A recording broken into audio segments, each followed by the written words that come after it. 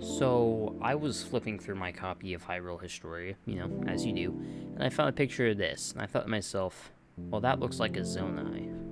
So these yellow boys are guardians. No, not those ones.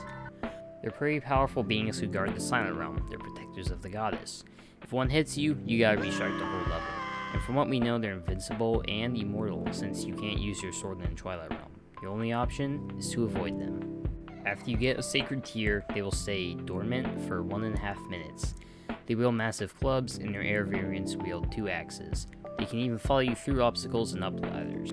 So why am I talking about them? These obscure constructs, they don't have much lore, and they really aren't that interesting.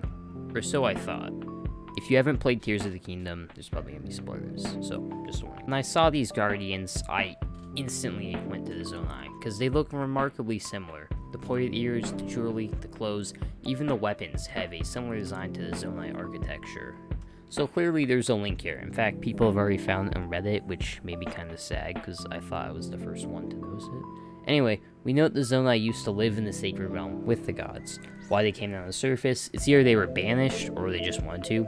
And for this reason, it's entirely possible that they were the ones who built the Guardians in their image before they came to the surface.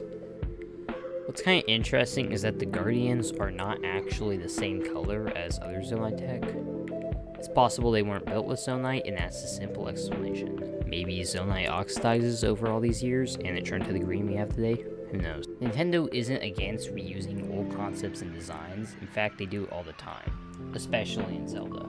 So I think the question that we want to answer is, did the Zonai make the Guardians? And if so, why? I think the first part is pretty clear. I mean, they make tons of different constructs in Tears of the Kingdom. They say that they built these, especially when they look so incredibly alike, is far from a stretch. So the Guardians are protectors of the Silent Realm. In Tears of the Kingdom, constructs protect all sorts of things, from temples to mines to houses. Those are just a few. In addition, they behave the exact same.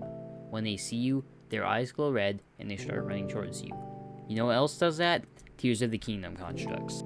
Okay, so they're built by the Zonai. That's all but confirmed. But why? Well, like I said, they live with the gods. Of course, they're gonna build stuff to protect them. Essentially, I believe that after they left the Sacred Realm, they used the Zonite they found in the depths to build more of these constructs for their new kingdom. It's very simple, it's fairly boring, but it makes sense. And in the end, I think that's kind of what matters with the theory. It's about making sense out of things that don't really make sense. Well, I'm off to watch the Super Bowl, or probably just play Tears of the Kingdom with it on in the background.